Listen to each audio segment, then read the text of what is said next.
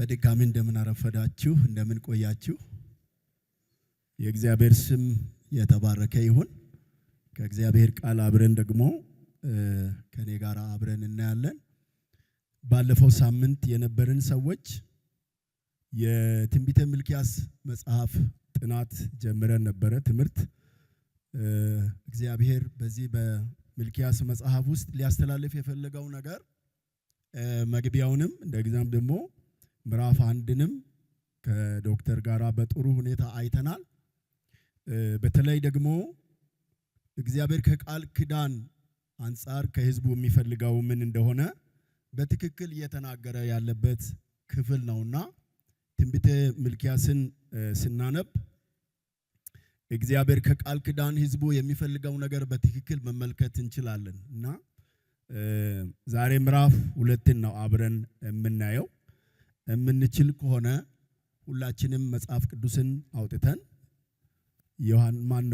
ሚልክያስ ምዕራፍ 2ን አብረን እናነባለን። 17 ቁጥሮች አሉትና አንድ ጊዜ ቀስ ብዬ አነባለሁ። ከዛ በኋላ በክፍሉ ውስጥ ያሉ በጣም ወሳኝ የሆኑ ምናልባት 3 ዋና ነገሮችን አብረን አይተን እንጨርሳለን ማለት ነው። በጌታ በኢየሱስ ስም አነባለሁ። እንደዚህ ይላል። አሁንም ካህናት ሆይ ማስጠንቀቂያ ለእናንተ የተሰጠ ነው። ይህ ማስጠንቀቂያ ለእናንተ የተሰጠ ነው። ባትሰሙ ልባችሁንም ስሜን ለማክበር ባታዘጋጁ እርግማን ይሰድባችኋለሁ፣ በረከታችሁንም ወደ መርገም እለውጠዋለሁ። ልታከብሩኝ ልባችሁን አላዘጋጃችሁምና ረግሜዋለሁ ይላል እግዚአብሔር ጸባዖት። ዘራችሁን እገሥጻለሁ፣ የመስዋዕታችሁን ፋንድያ በፊታችሁ ላይ እበትናለሁ። እናንተም ከእርሱ ትወገዳላችሁ። ከሌዊ ጋር የገባሁት ቃል ኪዳን ይጸና ዘንድ ይህን ማስጠንቀቂያ የላኩት እኔ መሆኔን ታውቃላችሁ ይላል እግዚአብሔር ጸባዖት። ከእርሱ ጋር የገባሁት ኪዳን የሕይወትና የሰላም ኪዳን ነበር። እነርሱንም ሰጠሁት፣ ይህም ክብርን አመጣ፣ እርሱም አከበረኝ። ስሜንም በመፍራት ጸና። እውነተኛ ትምህርት በአፉ ነበረ፣ ምንም አይነት የሐሰት ነገር በአንደበቱ አልተገኘም። ከእኔ ጋር በሰላምና በቅንነት ተራመደ፣ ብዙዎችንም ከኃጢአት መለሰ። ቁጥር 7 ካህኑ የሁሉ ገዢ የእግዚአብሔር መልእክተኛ ስለሆነ ከንፈሮቹ ዕውቀትን ሊጠብቁ ሰዎችም ከአንደበቱ ትምህርት ሊፈልጉ ይገባል። እናንተ ግን ከመንገዱ ወጥታችኋል፣ በትምህርታችሁም ብዙዎች እንዲሰናከሉ አድርጋችኋል። የሌዊንም ኪዳን አፍርሳችኋል ይላል እግዚአብሔር ጸባዖት። ስለዚህ በመንገዴ ስላልሄዳችሁና በትምህርታችሁም አድሎ ስላደረጋችሁ በሰዎች ሁሉ ፊት እንድትናቁና እንድትዋረዱ አድርጋችኋል። ቁጥር 10 ሁላችን አንድ አባት ያለን አይደለምን? የፈጠረንስ አንድ አምላክ አይደለምን? ታዲያ እርስ በርሳችን ታማኝነት በማጉደል የአባቶቻችንን ኪዳን ለምን እናረክሳለን? ይሁዳ አልታመነም፣ በእስራኤልና በኢየሩሳሌምም አስጸያፊ ነገር ተፈጽሟል። ይሁዳ የባዕድ አምላክ ሴት ልጅ በማግባት እግዚአብሔር የሚወደውን መቅደስ አርክሷል። ይህን የሚያደርግ ማንኛውም ሰው ቢሆን ለእግዚአብሔር ጸባዖት ቁርባን ቢያመጣ እንኳን እግዚአብሔር ከያዕቆብ ድንኳን ያስወግደው። ሌላው የምታደርጉት ነገር ደግሞ የእግዚአብሔርን መሠዊያ በእንባ ታጥለቀልቃላችሁ። ከእንግዲህ ወዲያ ቁርባናችሁን ስለማይመለከትና በደስታም ከእጃችሁ ስለማይቀበል ታለቅሳላችሁ፣ ትጮኻላችሁ። እናንተም ለምን ይህ ሆነ ብላችሁ ትጠይቃላችሁ። ይህ የሆነው የትዳር ጓደኛህን አጋርህንና የቃል ኪዳን ሚስትህን አታለሃልና እግዚአብሔር በአንተና በልጅነት ሚስትህ መካከል ላለው ቃል ኪዳን ምስክር ስለሆነ ነው። እግዚአብሔር አንድ አላደረጋቸውምን? በሥጋም በመንፈስም የእርሱ ናቸው። ለምን አንድ አደረጋቸው? ፈሪሃ እግዚአብሔር ያለውን ዘር ይፈልግ ስለነበረ ነው። ስለዚህ በመንፈሳችሁ ራሳችሁን ጠብቁ፣ ከወጣትነት ሚስታችሁም ጋር ያላችሁን ታማኝነት አታጓድሉ። ፍቺን እጠላለሁ ይላል የእስራኤል አምላክ እግዚአብሔር። ልብሱን በግፍ ድርጊት የሚሸፍነውንም ሰው እጠላለሁ ይላል እግዚአብሔር ጸባዖት። ስለዚህ በመንፈሳችሁ ራሳችሁን ጠብቁ፣ ታማኝነታችሁም አይጓደል። እግዚአብሔርን በቃላችሁ አታክታችኋል። እናንተም ያታከትነው እንዴት ነው ትላላችሁ። ክፉ የሚያደርግ ሁሉ በእግዚአብሔር ፊት መልካም ነው፣ እርሱ በክፎች ደስ ይለዋል። ወይም የፍትህ አምላክ ወዴት ነው በማለታችሁ ነው ይላል። እንጸልይ።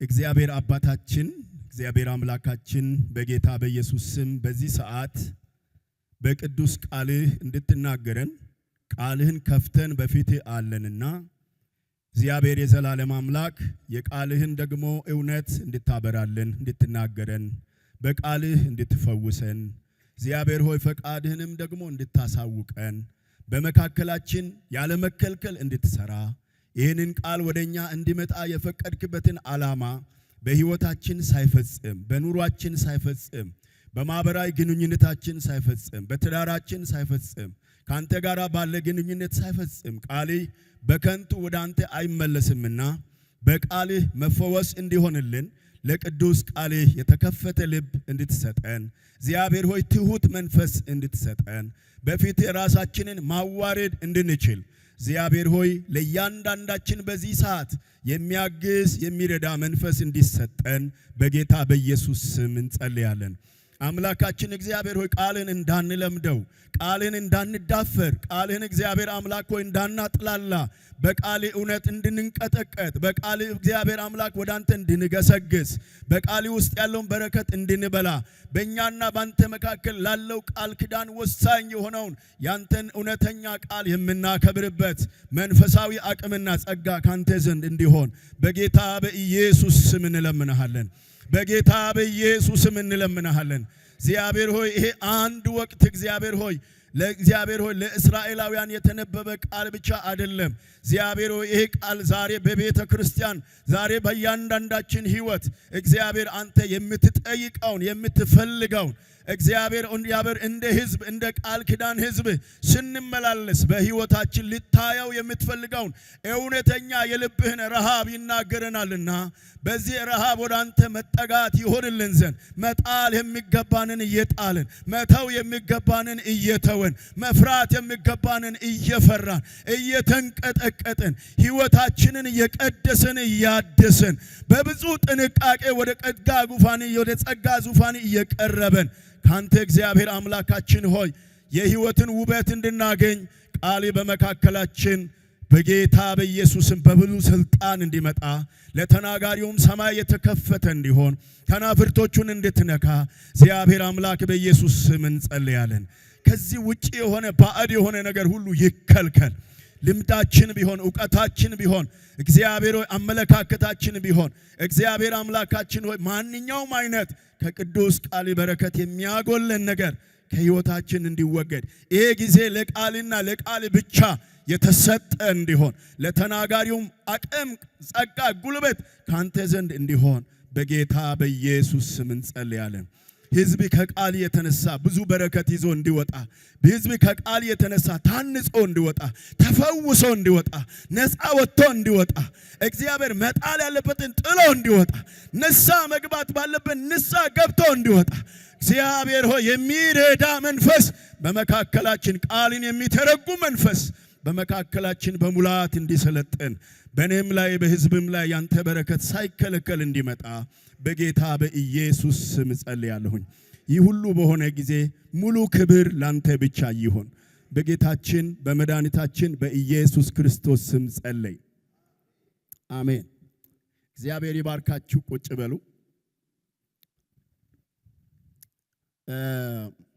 ምዕራፍ 2 17ቱንም ቁጥሮች ስናይ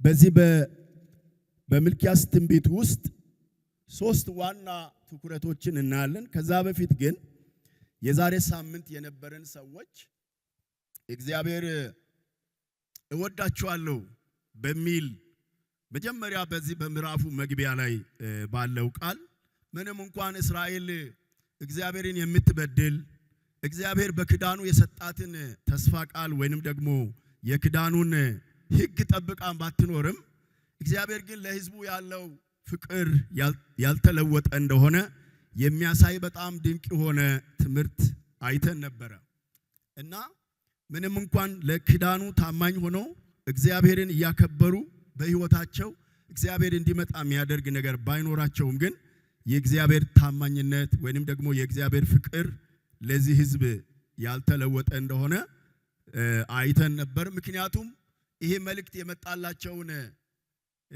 ተደራሲያንን ታሪክ መግቢያው ላይ እንዳየነው መንፈሳዊ ሕይወታቸው ቀድሞ ከነበረው የቀዘቀዘ እንደሆነ ለእግዚአብሔር ያላቸው አክብሮት የቀዘቀዘ እንደሆነ ምክንያቱም ከዚህ የተነሳ ለእግዚአብሔር ያላቸው ፍቅር ቅዝቃዜ ውስጥ ከመግባታቸው ከመንፈሳዊ ድካም የተነሳ የሚያደርጉት ነገር በሙሉ ውጫዊ ብቻ እየሆነ የሚያደርጉት ነገር ሁሉ ከእውነት ያልሆነ ከልብ ያልሆነ እየሆነ እንደመጣና እንዳውም በእግዚአብሔር መሰዊያ ላይ የሚቀርቡ መስዋዕቶች ሁሉ ቃሉ የሚፈቅደውን ጥንቃቄና ንጽህና የጠበቁ እንዳልሆኑ በቸልተኝነት የሚቀርቡ እንዳውም ለሰው እንኳን አለቃ ቢቀርብ የማይቀበሏቸው አይነት መስዋዕቶች ግን በትልቁ እግዚአብሔር ፊት እነሱም በጠራቸው በክዳን የራሱ ባደረጋቸው ብዙ ውለታል በዋለላቸው በእግዚአብሔር ፊት የሚቆርበው ነገር ግን እግዚአብሔርን የማይመጥን የማይገባ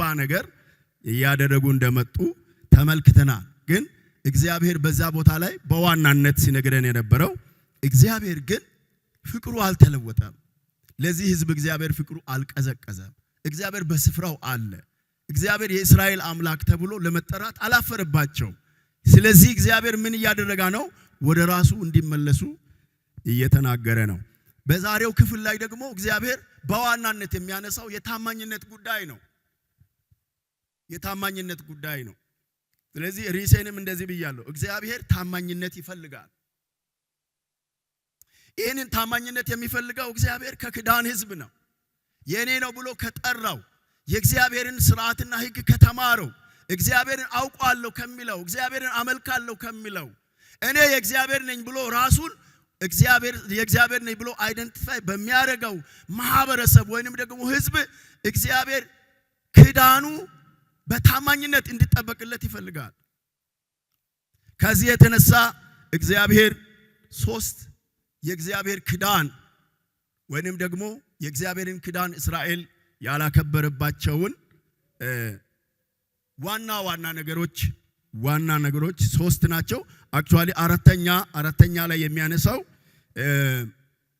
በዝርዝር ሰፊ ነገር ውስጥ አልገባም እንጂ አንድ በጣም መሰረታዊ ነገር አለ። እሱን አነሳለሁኝና እነዚህ ነገሮችን አብረን እንመለከታለን። ታማኝነት እግዚአብሔር የሚፈልገው በሕይወታችን ትልቅ ነገር እንደሆነ ከዚህ ክፍል እንመለከታለን ማለት ነው። ምዕራፍ 2 ላይ መግቢያ ላይ ሲጀምር ስለ ካህናት ነው የሚያነሳው። በተለይ የእግዚአብሔር የቃል ኪዳን ታማኝነትን በተመለከተ በዚህ በምዕራፍ 2 እስከ መጨረሻ ድረስ በጣም ልባችሁን የሚያሞቅ ደስ የሚያሰኝ ነገር አይደለም የሚታዩት። የእስራኤል ሕዝብ ያለበት ሁኔታ ሲናየው በጣም የሚያስደነግጥ እንደገናም ደግሞ የሚያስፈራ እግዚአብሔርን የሚያውቅ ማህበረሰብ እንደዚህ ሊሆን ይችላል ወይ ብለን የምንለው አይነት ህይወት ውስጥ ናቸው ያሉት። ግን በጣም የሚገርማችሁ ምዕራፍ 1 ላይ የእግዚአብሔር ፍቅር አልቀዘቀዘም። እግዚአብሔር ደግሞ በዚህ ምዕራፍ 2 ላይ ባለው በእንደዚህ አይነት ሁኔታ እያለ እንኳን የእግዚአብሔር ታማኝነት ግን አልተለወጠም። እግዚአብሔር ሁሉ ጊዜ ታማኝ ነው። ለዚህ ነው እግዚአብሔር ከኛ ታማኝነት የሚፈልገው። እግዚአብሔር ስንወድቅም ስንነሳም ስናጠፋም እግዚአብሔር ቅድም እንደሰማነው የምህረት አምላክ ስለሆነ ታማኝነቱ አይለወጥም። እግዚአብሔር ሁሉ ጊዜ የክዳኑን ታማኝነት ይጠብቃል። እግዚአብሔር ለሕዝቡ ታማኝነት አጉድሎ አያውቅም። ይሄንን ሕዝቡ የእግዚአብሔርን ታማኝነት እንዲዳፈር ወይንም ደግሞ ለእግዚአብሔር ያላቸውን አክብሮት እንዲጥሉ ያደረጋቸውን ባለፈው ሳምንት አውዱ ላይ አይተናል። ምክንያቱም ተስፋ ቃል የዘገየባቸው የእግዚአብሔር ተስፋ ቃል ጠብቆ ያልተፈጸመ የመሰላቸው እንደገናም ደግሞ እግዚአብሔር ለሕዝቡ የገባውን ኪዳን ለውጧል፣ ፍቅሩ ለኛ ቀስቅዟል የሚሉ በዚህ ምድራዊ በሆነው ነገር ላይ እነሱ እንደሚፈልጉት ብልጽግናቸው የሚፈልጉትን ክብር ያላገኙ ወይንም ደግሞ እዚህ ምድራዊ ነፃነት የፖለቲካ ነፃነት አግኝተው እንደ ማህበረሰብ የሚገባቸው ነገር ባለማግኘታቸው በእግዚአብሔር ላይ ድፍረት የተማሩ የመጡበት ሁኔታ አለ። እዚህኛው ምዕራፍ 2 ላይ የመጀመሪያው ቁጥር 1 ላይ ሲጀምር ካህናት ላይ ነው የሚጀምረው።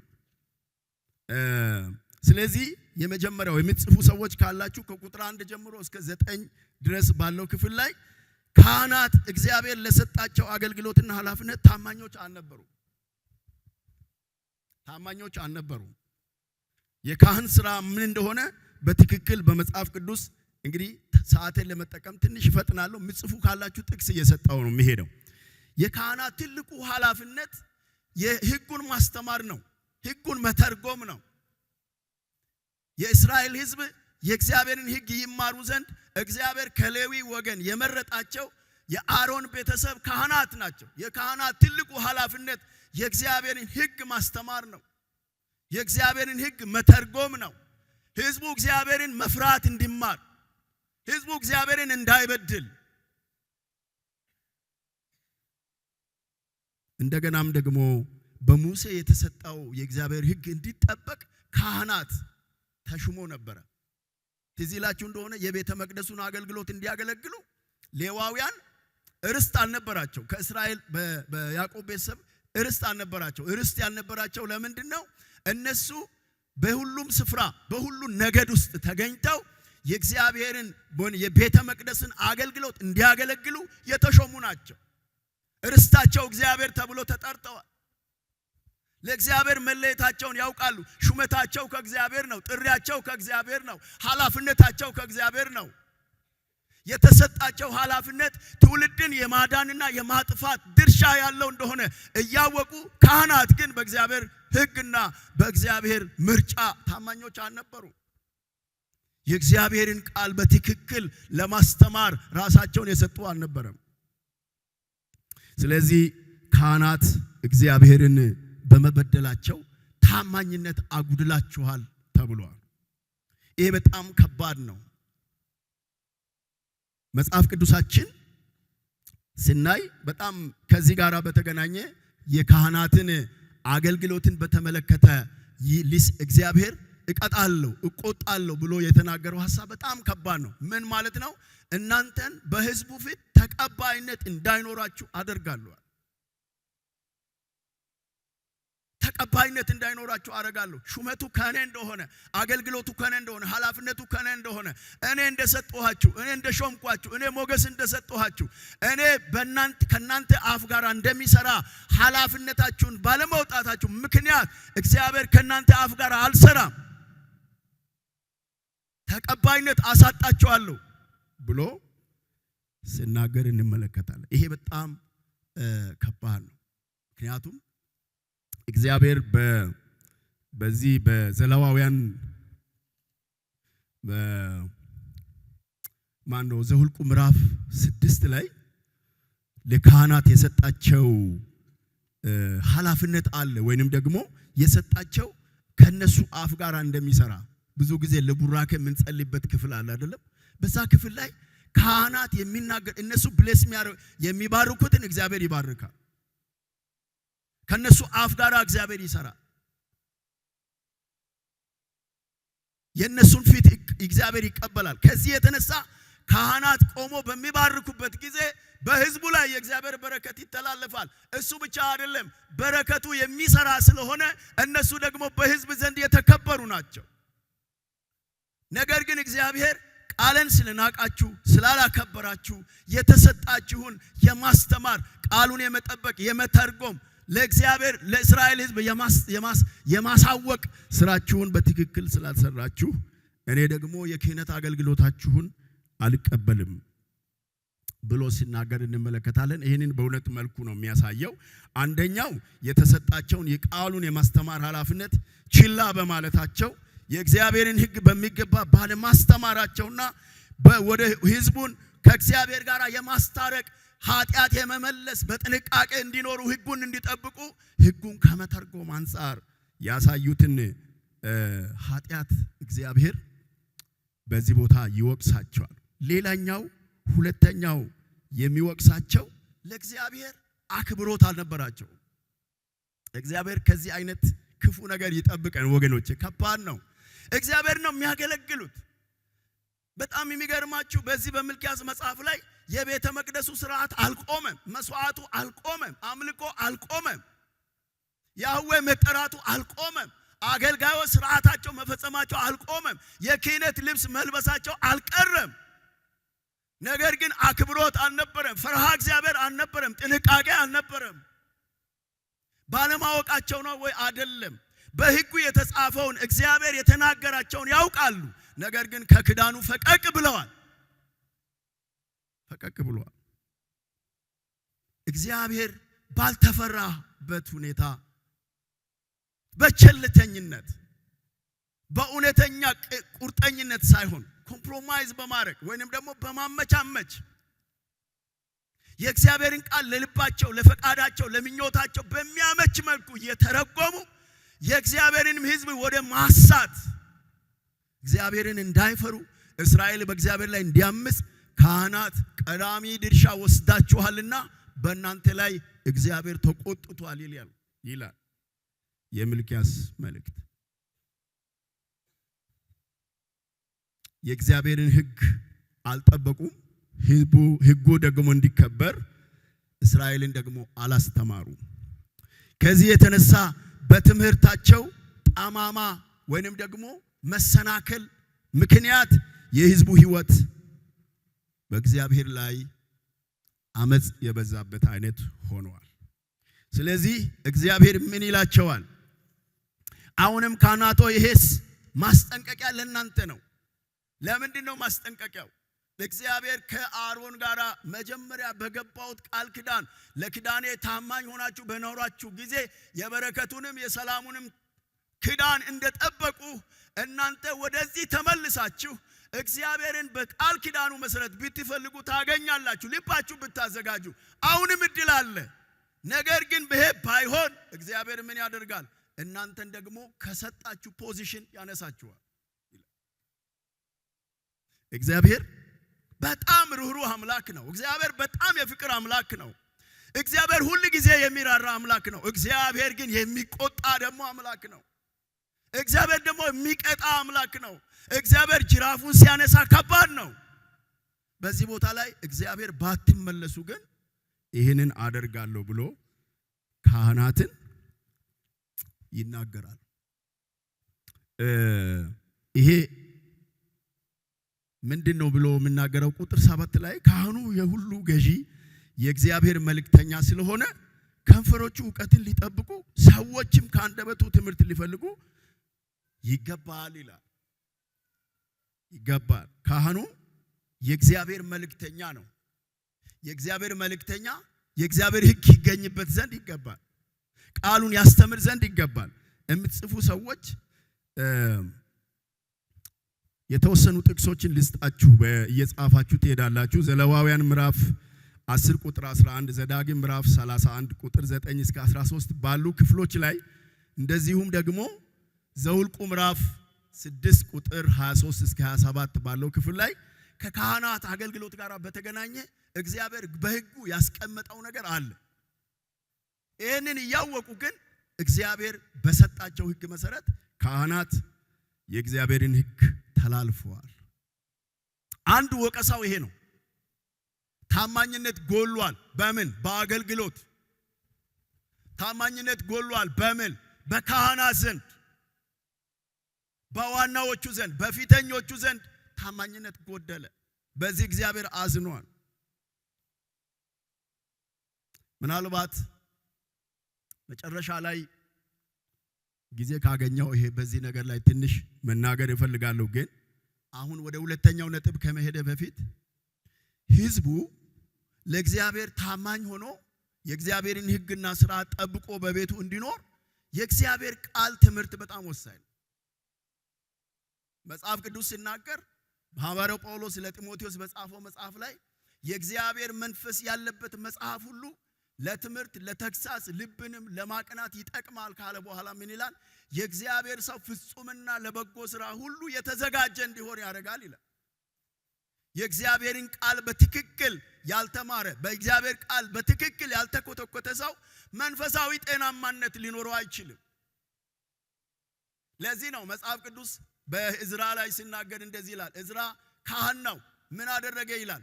የእግዚአብሔርን ሕግ ይፈልግ ዘንድ ደግሞ ያደርግና ለእስራኤልም ያስተምር ዘንድ ልቡን አዘጋጅቶ ነበር ይላል። አዲሱ ትርጉም ላይ ሕይወቱ ሰጥቶ ነበር ይላል። ስራው ስለነበረ ይሄንን ለማስተማር ሕይወቱ ሰጥቶ ነበር። ይሄ የእግዚአብሔር ቃል ሕይወቱን ሰጥቶ የሚያስተምር ካህን ይጠይቃል ማለት ነው። ለእግዚአብሔር ቃል ታማኝ በመሆን የሰው ፊት አይቶ በማያደላ መልኩ የእግዚአብሔርን ቃል በትክክል የሚተረጉም ዘመን አይቶ አውድ አይቶ ጊዜ አይቶ ኮምፕሮማይዝ የማያደርግ እውነተኛ አስተማሪ ይፈልጋል። ምክንያቱም እግዚአብሔር ሕዝቡን የሚፈውሰው በቃሉ ነው፣ የሚመራው በቃሉ ነው። አንድ የእግዚአብሔር ሰው ሲናገር ሰምቻለሁ። የእግዚአብሔርን ሕዝብ የምንመራበት ብቸኛው በትር ቃሉ ነው ብሏል። ከእግዚአብሔር ቃል ውጭ የሰውን ሕይወት የሚሰራ ነገር የለም። ዋናውን ነገር ጥለዋል፣ ወሳኙን ነገር ጥለዋል፣ ሕጉን ጥለዋል። ስለዚህ መንፈሳዊ ሕይወታቸው መቀዝቀዙ ልክ ነው። ለዚህ ነው እግዚአብሔር በእናንተ ትምህርት ብዙዎች ምን ሆኗል ይላል? ተሰናክለዋል። ስለዚህ ቤተክርስቲያን እኛ ባለንበት ዘመን ለእግዚአብሔር ሕግ ለእግዚአብሔር ቃል የተሰጠውን ስፍራ መመዘን አለብን። የእግዚአብሔርን ቃል የጠላ ትውልድ አይለወጥም። የእግዚአብሔርን ቃል በትክክል ያልተማረ ሕይወት አይለወጥም። ፍርሃ እግዚአብሔር በሕይወታችን ሊኖር አይችልም። ስለዚህ ካህናት ቃሉን ባለማስተማራቸው ተወቀሱ ማለት ነው። ስለዚህ ይሄንን እናያለን። ሁለተኛው በዚህ ክፍል ላይ የሚያነሳው የሕዝቡ ታማኝነት ማጉደል አለ። ካህናት ብቻ አይደሉም፣ መሪዎች ብቻ አይደሉም፣ አገልጋዮች ብቻ አይደሉም። ነገር ግን የእግዚአብሔርን ሕግና ሥርዓት ደግሞ ጠብቆ የማይኖረው የእስራኤል ማህበረሰብ የክዳን ሕዝብ እግዚአብሔር የጠራው ሕዝብ ደግሞ እንደ ክዳኑ እየኖረ አይደለም። ቁጥር 10 ጀምሮ እስከ 16 ያለው በዝርዝር የሚናገረው እሱን ነው። ይሄንን በሁለት ይከፍለዋል። ሁለተኛው ላይ ደግሞ ነጥቦች አሉትና በሁለት ሲከፍለው አንደኛው የእስራኤል ሕዝብ ታማኝነት ያጎደለው በዋናነት የጋብቻ ጉዳይ ያነሳል። ግን ከዛ በፊት በመካከላቸው ስለነበረው በወንድሞችና በእህቶች መካከል ወይ ደግሞ በእስራኤል ሕዝብ መካከል ስለነበረው አድሏዊ አሰራር እግዚአብሔር ደግሞ አዝኖ ታማኝነት ጎሏል ይላል። በእርስ በርስ ግንኙነታችሁ ይሄንን ነህምያና ሚልክያስ የነበሩበት ዘመን በጣም አቻ እንደሆነ አንድ አካባቢ አንድ ተመሳሳይ ጊዜ ላይ እንደሆነ ይታመናልና ነህምያ በምዕራፍ 13 ላይ ከ10 ጀምሮ የሚያነሳቸው ነገሮችን በሙሉ ሚልክያስ ያነሳቸዋል። ምክንያቱም ወንድም በወንድሙ ላይ ጭቆና ያደርጋል። እርስ በርስ መበዳደል አለ። አንዱ ሌላውን ይበድላል። ከውጭ የመጣ ባዕድ ሰው አይደለም። እስራኤላዊውን ይበድላል፣ አራጣ ያበድራል፣ በዕዳ ይጠይቀዋል፣ ያስጨንቀዋል። ከዚህ የተነሳ በእግዚአብሔር ላይ እንዲያማርር ያደርጋል። ስለዚህ ይሄንን ለምን ታደርጋላችሁ ብዬ ወደ ኢየሩሳሌም ተመልሼ ከመጣው በኋላ የእግዚአብሔር ሕግ ለምንድነው የተጣሰው? ለምንድነው ችላ የተባለው? ለምንድነው ዝም የተባለው ብዬ ካህናትን ወቀስኳቸው ይላል። እዚህ ቦታ ላይ ምንድነው የተደረገው? በወንድሞች መካከል አድሎ አለ። በወንድሞች መካከል መበዳደል አለ። አንዱ በሌላው ላይ ግፍ ይሰራል። እስራኤላዊው በእስራኤላዊ ላይ የሚሰራው ሌላው ኃይል አይደለም፣ ጠላት አይደለም። የእግዚአብሔር ሕዝብ በእግዚአብሔር ሕዝብ ላይ ልቡ ክፉ ነበረ። ወንድማማች ፍቅር አይታይም ነበር። የእግዚአብሔር ዘር ነው፣ የእግዚአብሔር ሕዝብ ነው፣ የእግዚአብሔር ኪዳን ያለበት ሰው ነው እንዳይባል በመካከላቸው በሌሎች አረማውያን ይበደረጉ ኃጢያቶች ይደረጉ ነበር። ስለዚህ እግዚአብሔር ምን ይላል ክፍሉ ላይ ስናን እኛ ሁላችን አንድ አባት ያለን አይደለምን ይላል። የፈጠረን አንድ አምላክ አይደለምን? ታዲያ እርስ በርሳችን ታማኝነት በማጉደል የአባቶቻችንን ኪዳን ለምን እናረክሳለን? ፍቅር የጎደለው ህብረት ነበራቸው። የእግዚአብሔርን ሕግ የጣሰ ነበረ። በእነሱ መካከል የእግዚአብሔር ፈሪሃ እግዚአብሔር አይታይም ነበር። ከዚህ የተነሳ እግዚአብሔር በእነሱ ላይ እንዳዘነ ይናገራል። ሌላው በዚሁ ክፍል ላይ በዋናነት ሁለተኛው ነጥብ ላይ እናያለን ያልኳችሁ የእስራኤል ሕዝብ በጋብቻቸው ታማኞች አልነበሩም። መቼም እንግዲህ እግዚአብሔር ፈቅዶ ትላንትናም እዚህ ሰርግ ላይ ስለ ጋብቻ ተምረናል። ዛሬ እዚህ ላይ የጋብቻ ጉዳይ ትንሽ አነሳለሁ። ነገ ደግሞ እንደዚሁ የቤተሰብ ፕሮግራም አለ። ከዚህ ጋር በተገናኘ ያለው ነገር መጽሐፍ ቅዱሳችንን በትክክል ካየን እግዚአብሔር በዚህ ጉዳይ ላይ እግዚአብሔር በጣም ሲሪየስ መሆኑን ታያላችሁ። ምክንያቱም እስራኤላውያን በጋብቻ በጣም ታማኝ ያልሆኑባቸው ነገሮችን በሚዘረዝርበት ጊዜ የመጀመሪያው እንዴት ነው ታማኝ ያልሆኑት ስንል ከነሱ ጋር ጋብቻሞች መሆን የማይገባቸውን የባዕዳን አማልክትን የሚያመልኩ ሴቶችን በማግባታቸው የእግዚአብሔርን ኪዳን አፍርሰዋል። ይሄ ደግሞ ዘጸአት ምዕራፍ 34 ላይ እግዚአብሔር የከለከለው ነው።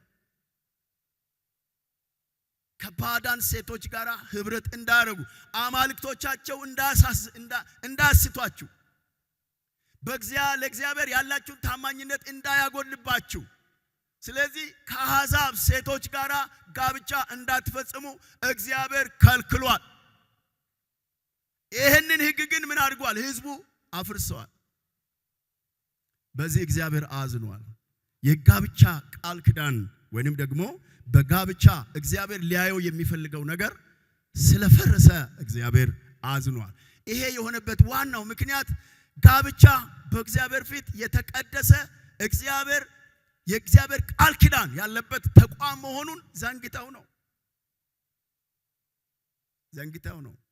ጋብቻ ከኃጢአት እንኳን ውድቀት በፊት እግዚአብሔር ሰው ከእግዚአብሔር ጋር እንኳን ያለው ግንኙነት ባልተቋረጠበት ጊዜ ውድቀት በሌለበት ጊዜ እግዚአብሔር አስቦ ያመጣው የእግዚአብሔር ተቋም ነው። ስለዚህ ጋብቻ ቅዱስ ነው። እኛ አይደለን የምንቀድሰው፣ የእግዚአብሔር ዓላማ ነው ጋብቻን የቀደሰው። የእግዚአብሔር መጀመሪያ የእግዚአብሔር ኢንቴንሽኑ በጋብቻ ውስጥ እግዚአብሔር ሊያየው የሚፈልገው ነገር ጋብቻን ቅዱስ አድርጎታል።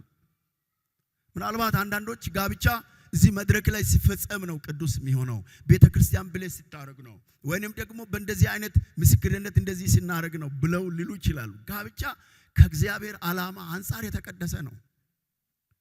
ስለዚህ ይሄንን ቅዱስ የሆነውን ተቋም ግን አቢዩዝ አድርጓል፣ አርክሰዋል ይላል። ይሁዳ ከአሕዛብ ሴቶች ጋር ጋብቻ በመፈጸሙ እስራኤልን በድሏል። የጋብቻ ታማኝነት ስለፈረሰ እግዚአብሔር አዝኗል ብሎ ይናገራል።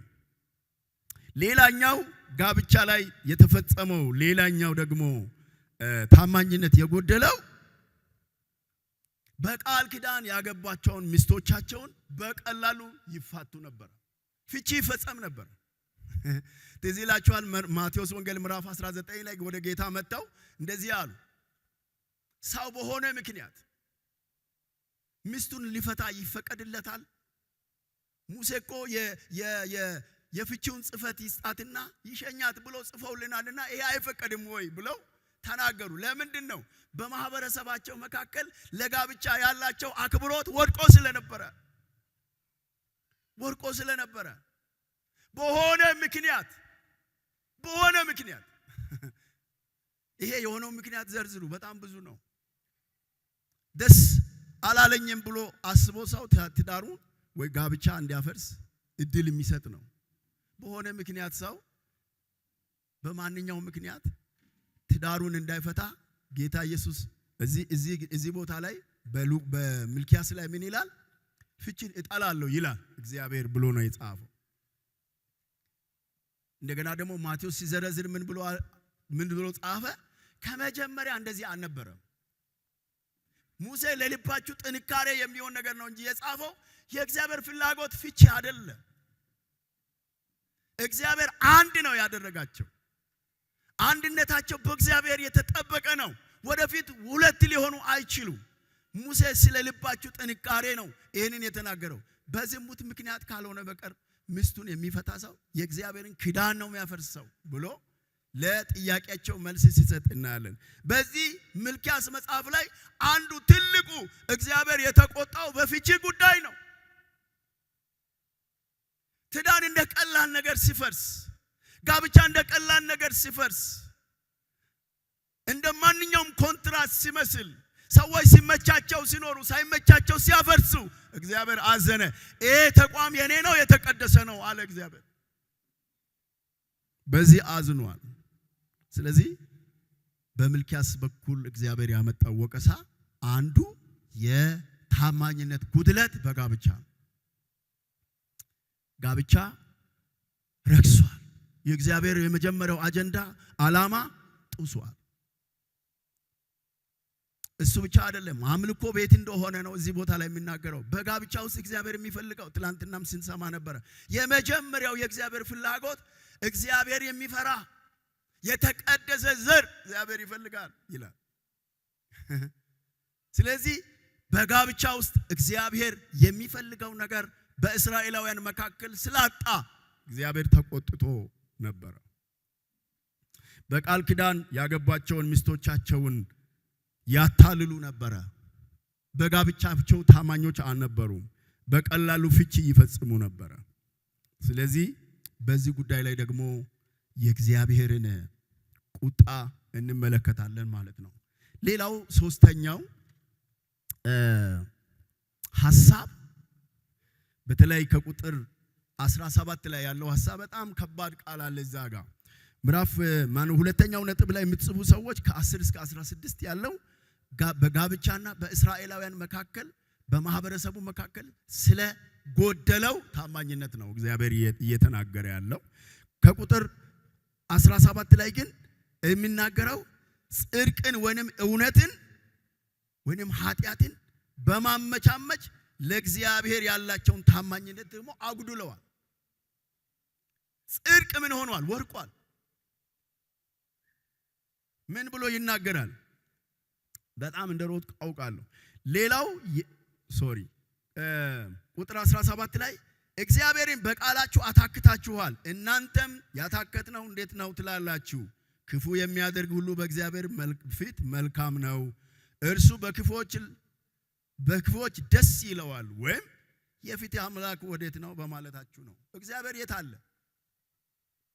እግዚአብሔር በሁሉ በጽድቅ ይፈርዳል። ኃጢአት የሚያደርገው ሰው ከእግዚአብሔር እጅ ቅጣት ያገኛል። እንደውም ኃጢአት የሚያደርጉ ሰዎች እግዚአብሔር የሚደሰትባቸው ይመስላሉ ብለው በጽድቅ ኑሮ ላይ እግዚአብሔር በጽድቅ እንዲኖሩ ከሱ ጋር ላለው ግንኙነት እግዚአብሔር የሰጣቸውን የክዳን ጥንቃቄ በጎደለ መልኩ መኖር ጀምሮ ነበር። ከዚህ የተነሳ እግዚአብሔር አዝኗል። እግዚአብሔርን በማገልገላችን ለእግዚአብሔር ታማኝ በመሆናችን በእግዚአብሔር ፊት በጽድቅ በመኖራችን እምቢ በማለታችን ኃጢአትን በመጥላታችን ምን የሚረባ ነገር አለ ብሎ ማውራት ጀምሮ ነበር። መቼም ይሄ በጣም ከባድ ነው። ምንም እንኳን በቃላቸው ይሄንን ማድረግ መናገር ባይችሉ እንኳን በተግባራቸው ግን ይፈጽሙ ነበር። በተግባራቸው ያደርጋሉ። ከሌሎች ጋር ይዳበሉ ነበር። እንደ ዓለማውያን እንደ አሕዛብ ይኖሩ ነበር። ስለዚህ እግዚአብሔር ምን ብሏል? እግዚአብሔር አይፈርድም በማለታችሁ የፍርድ አምላክ የለም በማለታችሁ ለጻድቁም ደግሞ ለኃጢአተኛውም ብድራት የሚከፍል አይደለም ብላችሁ በእግዚአብሔር ጽድቅ ላይ እናንተ ምን ሆናችኋል? ተጠራጥራችኋልና እግዚአብሔር ፊት ታማኝነት አጉድላችኋል ይላል። እነዚህ በጣም ከባባድ የሆኑ ነገሮች ናቸው ወገኖቼ። ይህን ቃል በምናይበት ጊዜ እግዚአብሔር በሚልክያስ መጽሐፍ ላይ በእስራኤላውያን ላይ ያየውን ኃጢአት ወይንም ደግሞ እነሱ የነበሩበትን ሁኔታ እንድናይ ነው ወይ የፈለገው? መጽሐፍ ቅዱስ ሲናገር በሮሜ ላይ ምን የሚል ይላል? ምዕራፍ 15 ላይ በመጽናትና መጽሐፍት በሚሰጡት መጽናናት ተስፋ ይሆንልን ዘንድ የተጻፈው ሁሉ ለትምህርታችን ተጽፏል። ይህ ለትምህርታችን ነው የተጻፈው። አንደኛውና የመጀመሪያው እግዚአብሔር ካህናት እኔን በድለዋል ያለው የእግዚአብሔርን ሕግ ከማስተማር ቸል ስላሉ ነው። ዛሬ ይሄ መልእክት የእግዚአብሔርን ቃል ለምናስተምር ለቃሉ አገልጋዮች፣ ለመሪዎች ከእግዚአብሔር ዘንድ የሚመጣ ማስጠንቀቂያ ነው። የእግዚአብሔር ቃል እንደሚገባ እየተከበረ ነው ወይ?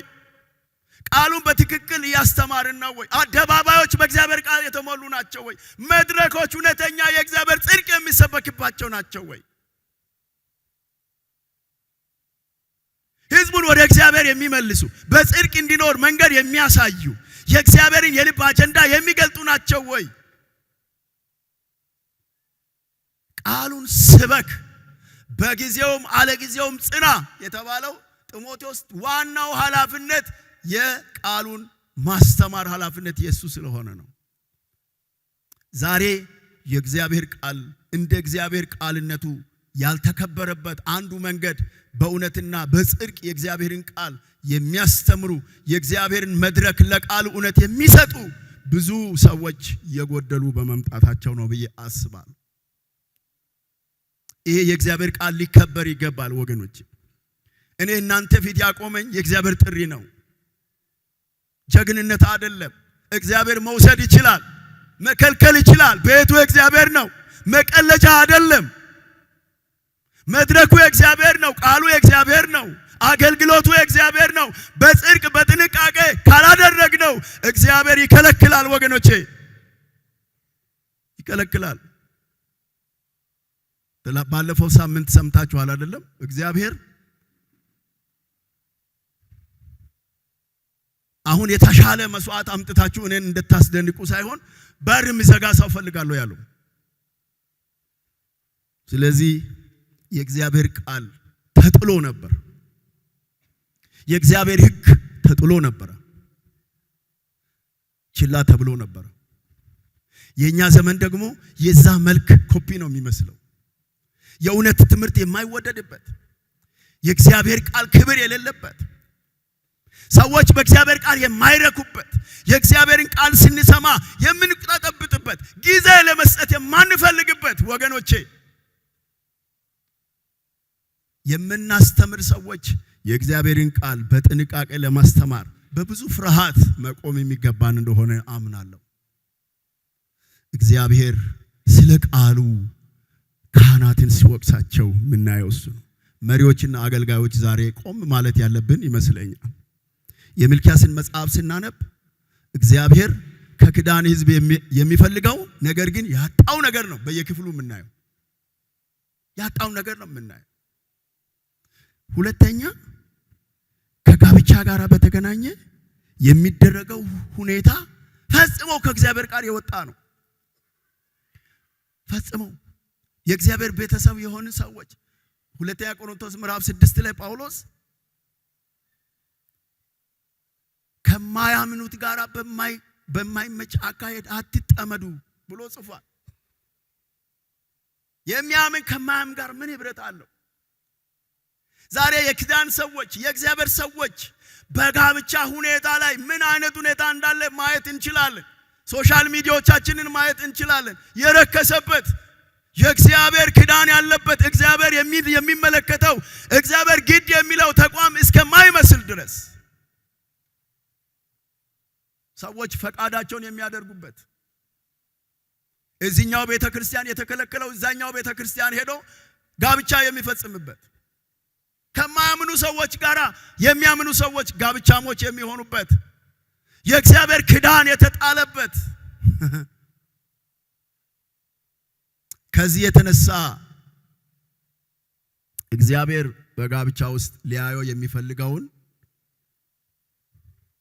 የእግዚአብሔርን ስዕል መልክ ማየት የተሳነበት ጊዜ ላይ አለ። ሚልክያስ መጽሐፍ የምናነብ ከሆነ ቆም ማለት ያለብን በእኛ ዘመንስ ያለው የጋብቻ ሁኔታ እንዴት ነው? ጣዖት ከሚያመልክ ሰው ጋር ላይሆን ይችላል ወገኖች። ነገር ግን ዛሬ የሚያምነው ሰው ከማያምነው ሰው ጋር ጋብቻ ይፈጽማል። እሱ ብቻ አይደለም፣ በጋብቻ ታማኝ ሆኖ የሚኖሩ ሰዎች ናቸው።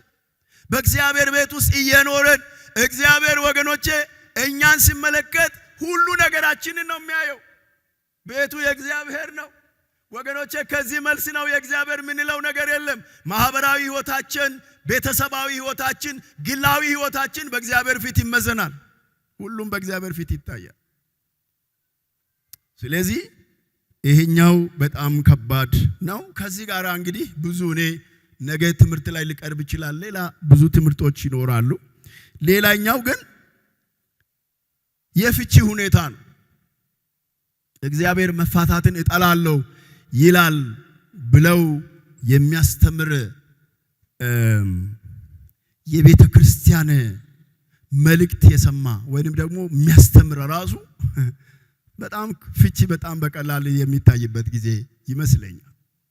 ከብዙዎቻችሁ ብዙ ባላውቅም እኛ ያለንበት ዘመን ጋብቻ ፈተና ላይ የወደቀበት ጊዜ። ከዚህ የተነሳ ትውልድ ድፍረት እየተማረ ነው። እንደኔ ቆሞ የሚሰብኩ ሰዎች በቀላሉ ትዳራቸውን ያፈርሳሉ።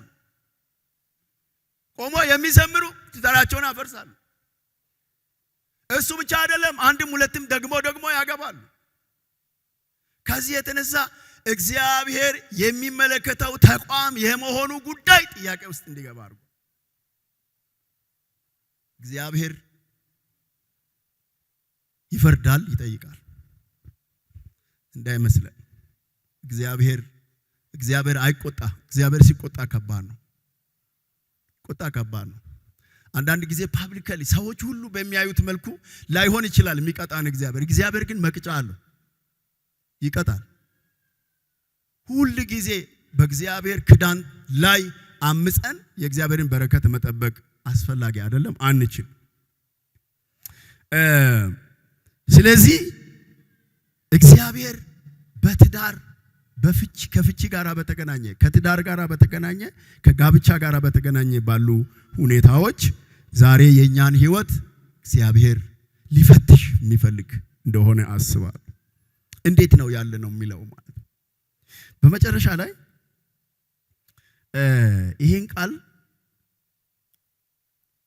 ትንሽ ለማየት ሞክሬያለሁ ለማጥናትና እግዚአብሔርን በቃላችሁ አታክታችኋል፣ እናንተም ያታከትነው እንዴት ነው ትላላችሁ?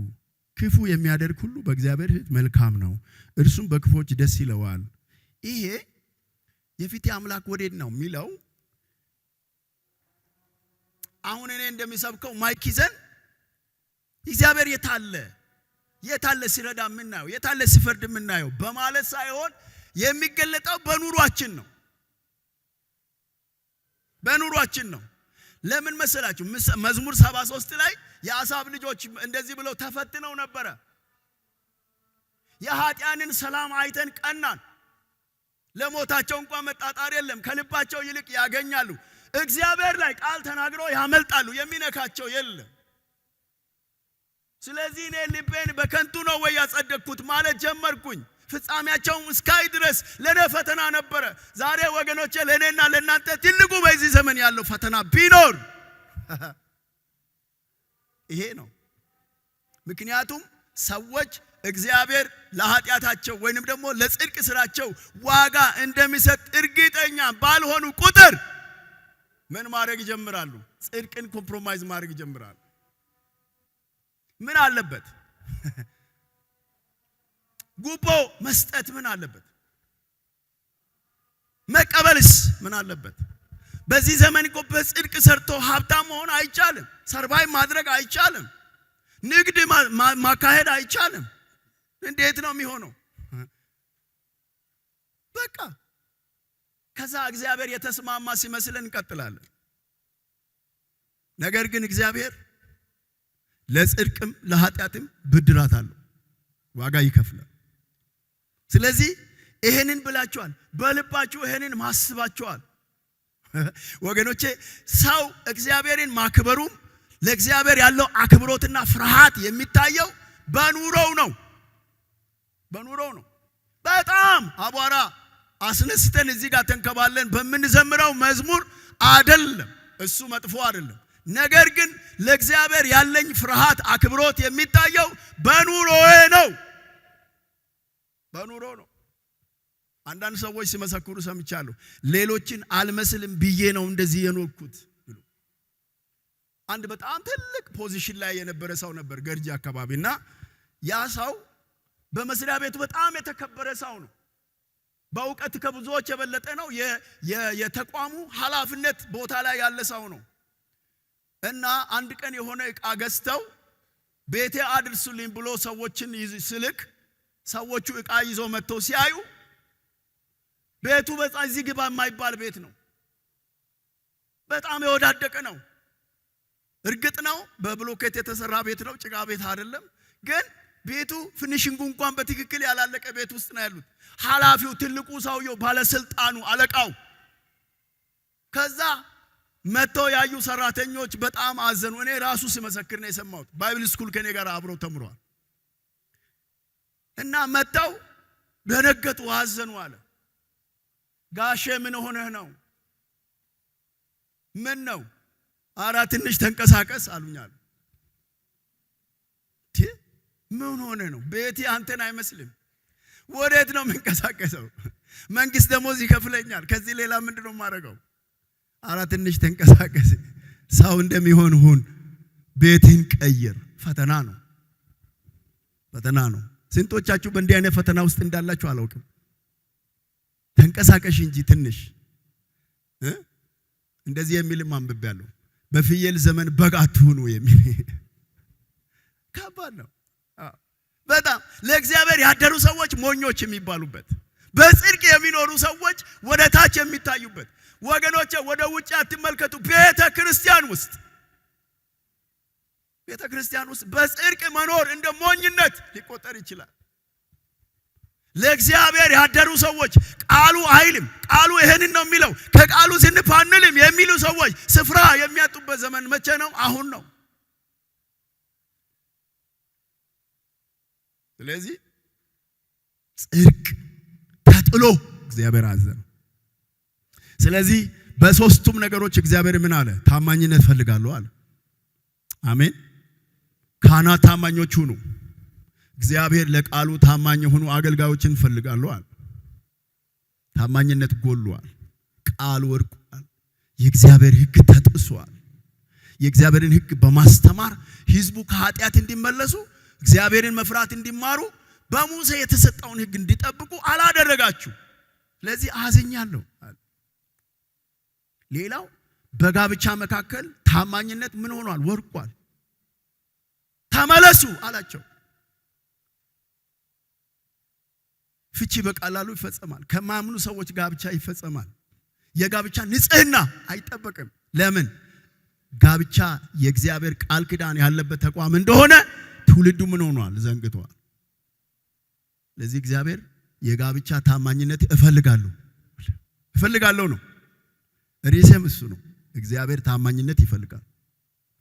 ሶስተኛው በጽድቅ መኖርን እግዚአብሔር ከሕዝቡ ይፈልጋል። ሰው አይተን ዘመን አይተን ሁኔታ አይተን ወገኖች እግዚአብሔር አይለወጥም። ይሄ የያዝነው ወንጌል መቼም ዘመን አይለወጥም። ሁሉ ጊዜ እንደነበረ የሚኖር ነው። እግዚአብሔር በቃል ኪዳኑ ታማኝ ስለሆነ ዛሬንና እናንተን ታማኝነታችንን እንድንመልሰው ይፈልጋል። እግዚአብሔር ይርዳን። አሜን አትሉም? ዛሬ አንድ ጊዜም አሜን ሳትሉ መልእክት ጨርሻለሁ። እግዚአብሔር ይባረክ። እግዚአብሔር ታማኞች ያድርገን። እስቲ አሜን በሉ ወገኖቼ። ከዚህ ያውጣን እግዚአብሔር። ይሄ እርግማን ነው። በተለይ የካህናትን ቅጣት እግዚአብሔር ሲናገር በጣም ያስደነገጠኝ ምንድነው?